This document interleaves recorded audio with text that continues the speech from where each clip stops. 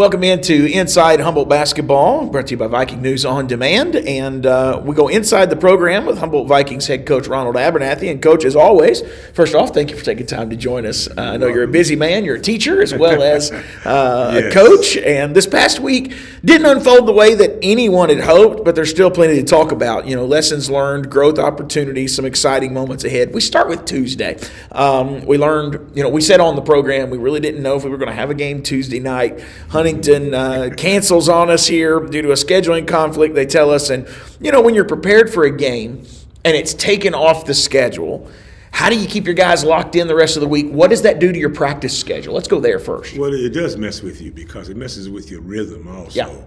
Yeah. Because you're expecting to play, you revved up to play, and, on Monday we thought we would play, and then, of course, Tuesday we knew we would not.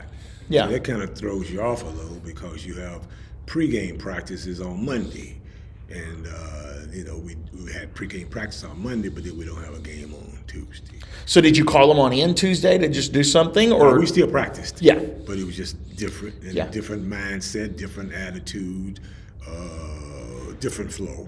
Yeah.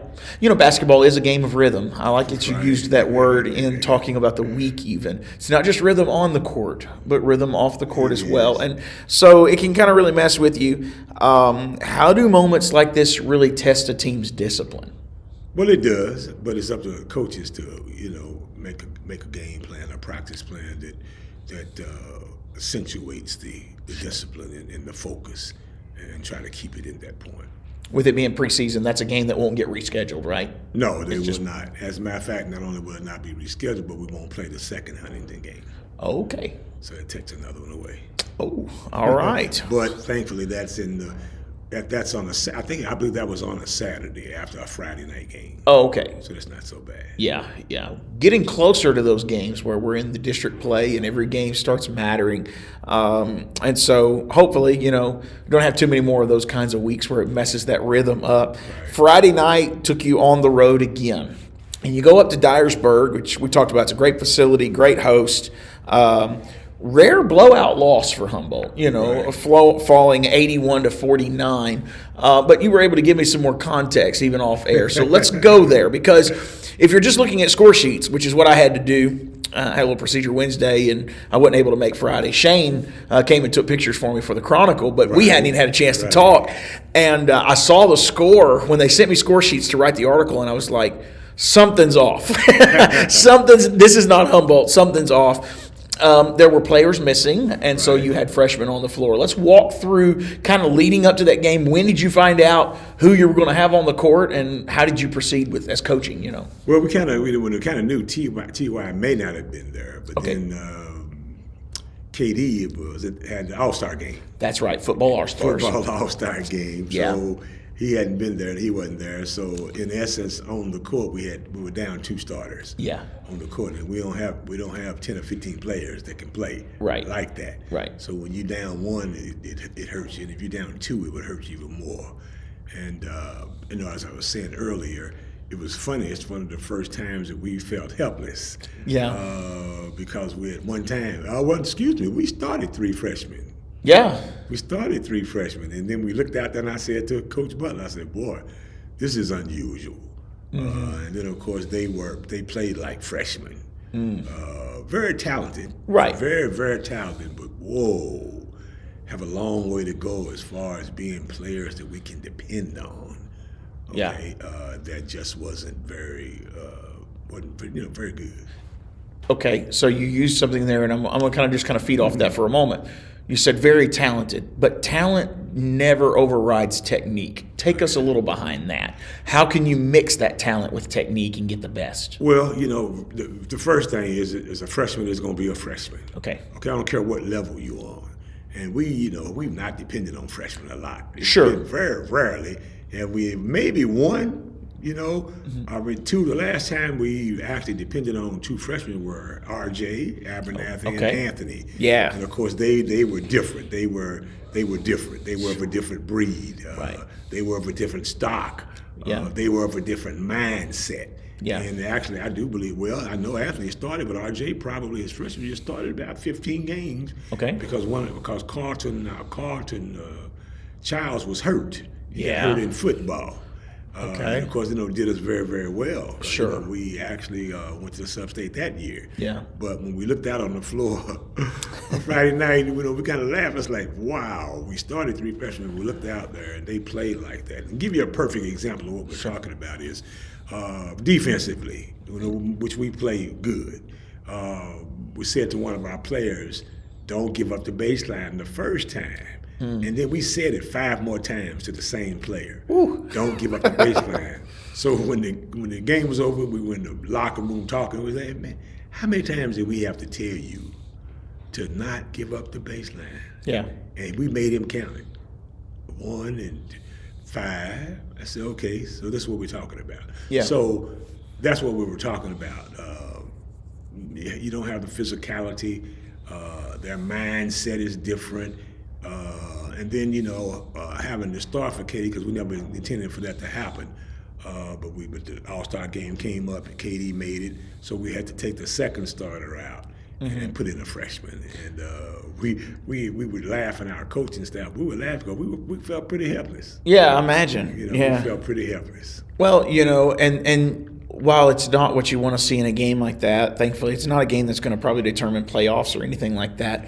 But in an 81-49 loss, it forces kids to grow up fast. It does. And you have to watch that on the court. Right. Where normally you're helping them grow up in practice, they're having to get some pretty key moments. But that will benefit them later on. Although we talk like, we do say it about the fact that they didn't do a very good job as freshmen, but it will, them playing this early in the year and on a continual basis will pay off dividend-wise late in the year. So it may be that we bring this game up and say where they didn't do it right here. Yes. Now we hope we can say, when they came in, they did it right in this game. Because we've been dependent. We know they've been playing, but we haven't been dependent on them for the amount of minutes that they had to play Friday night. And didn't start normally. And start too. It's a different level. I'm telling you, it's a different energy level to start that game. It is a different energy level. It's a different mindset. Yeah. And of course, you have to be a real special freshman to step up to that plate. It's easier to keep the momentum going than to get the momentum started. And is that part of these kids learning? Yeah, yes, definitely. Yeah. Definitely. And of course, when it's like sticking, letting them jumping out the pan into the fire. That's basically what it was. But we recognize that. And we took the loss. Yeah. And we'll be better for it. Sure. How quickly do you want to turn the page? I mean, I know there's things from that game you'll point to, but you knew you were down some starters as well. Yeah. I mean, we'll have KD back. Yeah. And then hopefully we'll have TY back. Okay. Yeah. So we look ahead now. We got the Charles Cowles Classic, where you will be going back to Dyersburg, not to face Dyersburg. We face Riverside, December 20th. But it's the same gym. Do you focus on that as a coach? Do you say, hey, these are some of the same people that saw you play last time? Mm-hmm. No, not really. No, we don't. It's a game. Yeah. It's a game. And every game is different. Because if you really get them focused on the fans too much, then that can flip things too. It does. But, we'll have probably a different set of fans. Besides, besides Dyersburg, because we're playing Riverside. That's right. And that's a different part of Tennessee. What do you expect Riverside to do to try to push you to get off your game? Well, they'll be 3A. They're bigger. Okay. They're going to be bigger. And again, the challenge is numbers. Yeah. The biggest thing for us is we have some good players, but the biggest thing with the bigger schools is they have more good players than we do, number-wise. Where we may have 2 or 3 good players, they may have 4 or 5 or 6 or 7. That's the biggest difference for us and the people that we play. It's not so much talent level, but the numbers. So tournaments like this really help you prepare for postseason play.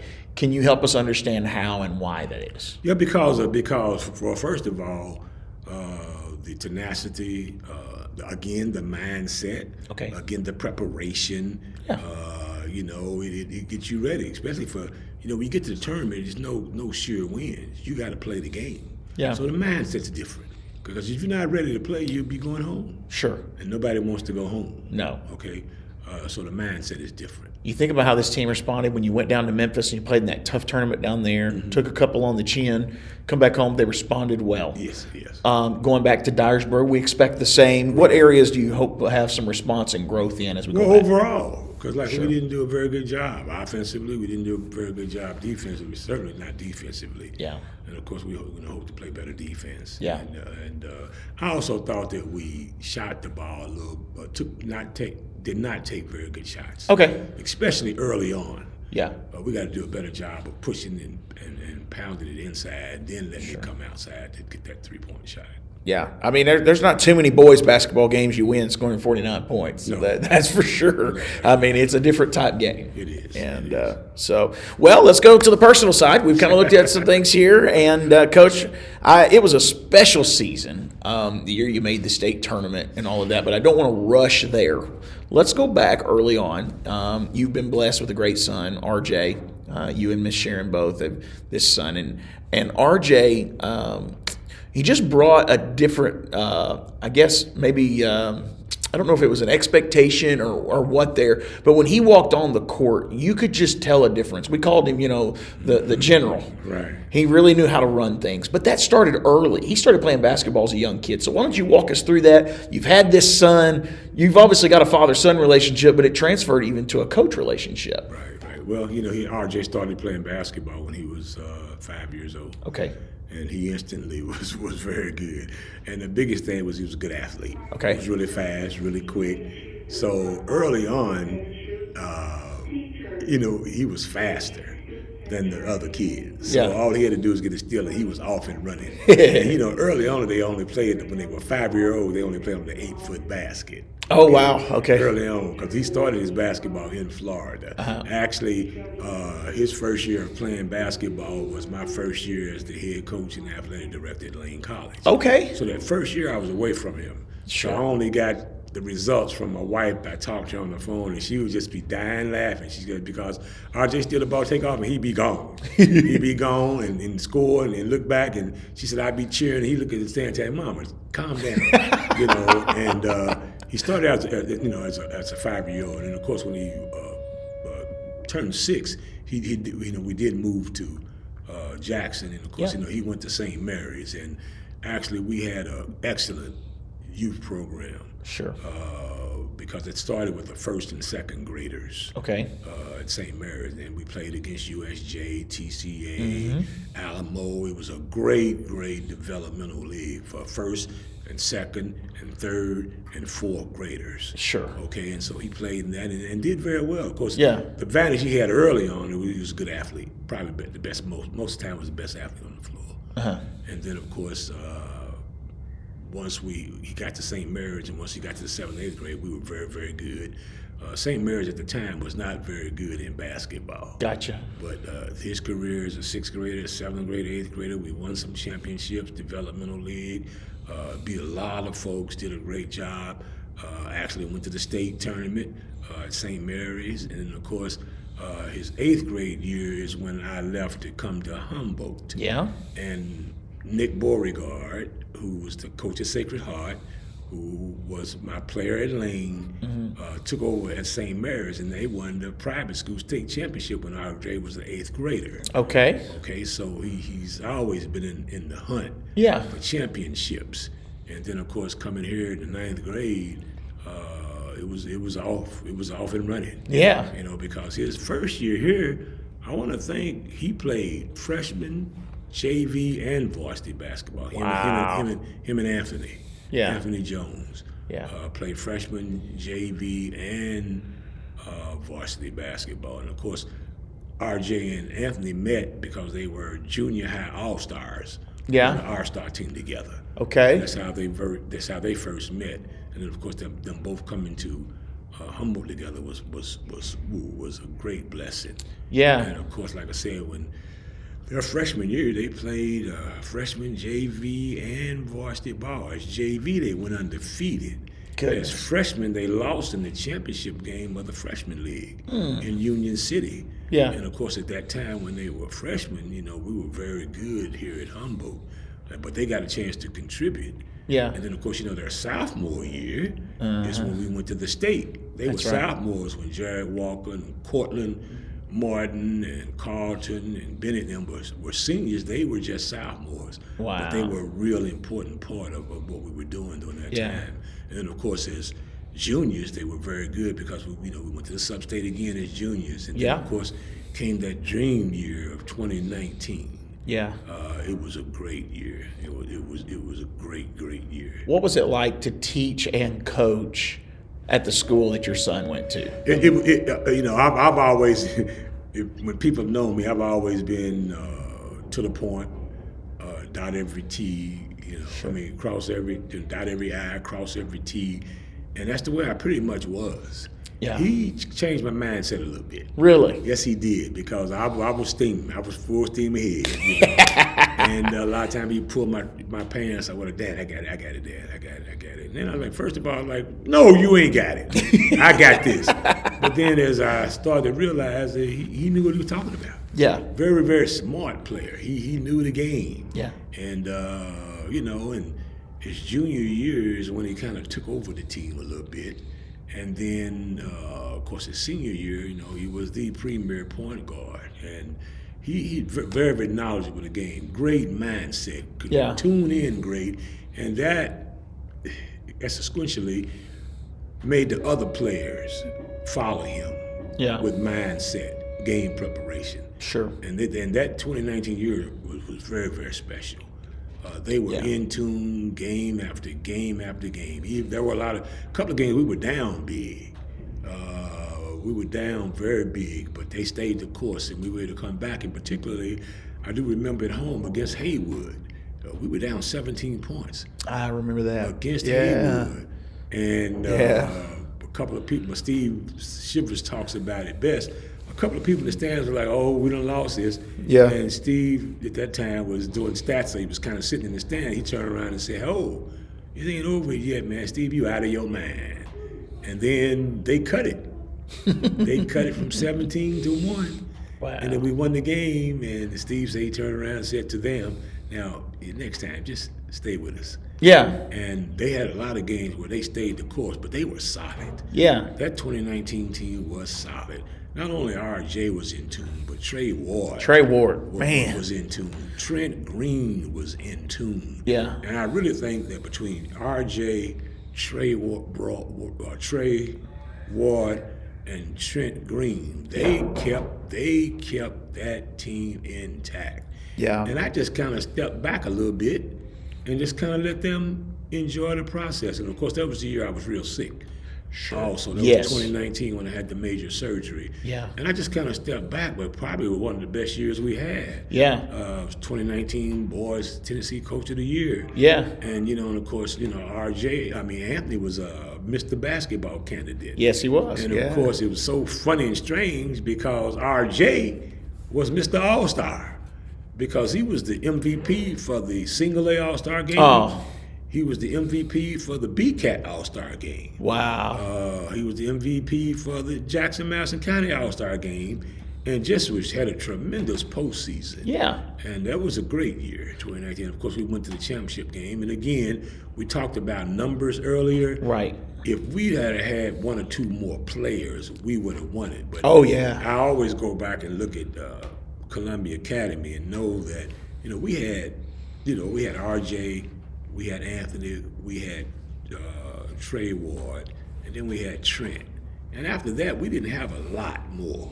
Yeah. But when I looked at Columbia Academy, because we go over that game over and over again, they had 8 good players. Goodness. And of course, they shot, if I'm not mistaken, 11 of 13 from the 3-point range, and over half of that came from people, their substitutes in that 8-man rotation off the bench. Goodness. And it kind of cost us, but the big thing that cost us, I'll never forget this, we were down 5 with, I want to think, of course we were talking about this the other day, we were down 5 with about 8 minutes to go, and Columbia Academy threw the ball to the left of the court out of bounds, and we had cut it from 11 to 5, and they gave the ball back to Columbia Academy. Where we had kind of hit a little streak right there. Yeah. And that cost us. But again, the numbers were a big factor. But sure. Other than that, That was probably, I would think, my best year here. Yeah. At Humboldt. And we know RJ, he played a little bit of basketball in college, but then he makes the swap to baseball. Now, as basketball coach, that may have been hard, but as a father, you still are proud of that son, and he made a lot of great strides in baseball in college as well. Yes, he did. He made a lot of great strides. He played baseball. As a matter of fact, he is supposed to go in the winter to play in the Winter Professional League in Palm Springs, California. Yeah. And he's now kind of like, he knows basketball, but he's working on baseball. Sure. Okay, and so he switched to baseball and doing very well. But he was a very smart kid, and I learned a lot. Yeah. Believe it or not, I learned a lot about temperament and ease and mindset by just watching him. Yeah. And, has he graduated college yet? I knew he was really close. So he graduated college. Yes. That's awesome. Yes, that is awesome. And obviously you share that special bond with your son. There's been times we've come in to do the show. You've been on the phone, just talking, chatting it up. I love to see that. A lot of these kids that you coach may not necessarily know what that means until they get into basketball, and you kind of have to step in, even in a role as a coach. We've talked about that before in our school system. There's a lot of kids that look to father figures in their lives, but still maintaining that special bond with your own son. And our bond, not only were we that way on the court, we were pretty much that way at home. But I do have to tell one story. All right. I do remember our probably biggest fuss came after a Humboldt game one night. We had gone to get something to eat, so we were at home. And he may have been a senior. And we went home. And so my wife and I, we were downstairs, and because he was upstairs in his room. So he comes down like, Dad, can I go to Humboldt to a party? And it was like, I looked at my clock. It was like 10:30 going on 11. I said, excuse me? He said, Dad, I want to go to a party in Humboldt. I said, no, you're not going to do that. Oh, he was upset with me. Oh, he was upset, and he was very upset that I would not allow him to come back to Humboldt at 10:30, 11 o'clock at night to a party. Yeah. And believe it or not, that was 2019. Okay. In 2025, he just says to me, Dad, I thank you. Yeah. Because I see, after looking at all that is done and happened, I see why you told me I couldn't go back to Humboldt. Yeah. At night at 10:30. Wow. To go to a party. Yeah. And that said a lot. Yeah. That said a lot. Because, I'm gonna be the dad. Sure. This is my house. That's right. I pay the bill. Yes. But for him to come back, 6 years later, to say, I understand now what you were talking about. When I look at the kids and all the stuff that's going on. Yeah. He said, I understand now what you were talking about. I said, well, thank you. I appreciate that. Yes, sir. Well, now as RJ reaches milestones in his life and he's transitioning now to adulthood, after all those years of sharing the court together, what are some things that you pull from that you still use today? I mean, obviously you built a bond on the court, but you said it transferred off the court as well. Yeah, it did. Well, on the court, it actually, as fired up as I was and to the point as I was, it made me step back a little bit. Yeah. To survey more and be more of a role model as a person. Gotcha. As opposed to as a coach. Yeah. To think about the kids and the things that they go through and the things they have to deal with, including parents, including their friends, including the street life. It made me step back and want to be more of a role model as a person as opposed to a coach. And that parlayed over onto the court. Yeah. And of course with him, as always, we've always had a great relationship and great communication. Sure. And we still do. That's awesome. We still do, and we still enjoy that kind of relationship. Well, Coach, we appreciate your transparency, obviously, your leadership, and the standard that you continue to set for Humboldt basketball. Yeah. And it's a great season still, even the disappointing loss Friday, but still a lot of season ahead. Well, you know what, Seth? You a minister. Yes, sir. And again, I have to say this, and as a matter of fact, it was brought to my attention from watching your podcast. One of my persons from Maryland who was watching, when we're talking, he said, well, the thing I like about you is you always have, and you still do give God the credit. Yes, sir. And yes, sir. I have to say that God tremendously blessed me. And yes, sir. Blessed us, RJ and myself and our union, to also bless Humboldt and Humboldt basketball, because the things we've accomplished in 12 years is Unreal. Unreal. And I still I'm gonna sit down and write it down. Yes, sir. I still haven't done it yet. Yeah. But the things that we were able to accomplish in those 12 years, and of course, I guess we're at 240 victories now. Yeah. And those things, only God could do something like that. That's right. You know, there were times I was wondering why I didn't go back to college basketball, or why I wouldn't, but it's clear. Sure. Very, very clear to me that, God said you right where I need you to be. Yes, sir. So carry out that assignment. Yes, sir. And just been able to do that. Well, we wish you the best Saturday at the Charles Cowles Classic in Dyersburg on the 20th. We'll be watching closely as the team continues to grow and continues to learn. And this is head coach Ronald Abernathy. Been another episode of Inside Humboldt Basketball, and we'll be back again next week. Thank you, sir. All right. Go Vikings. Thanks for watching, folks. You're watching Viking News on Demand.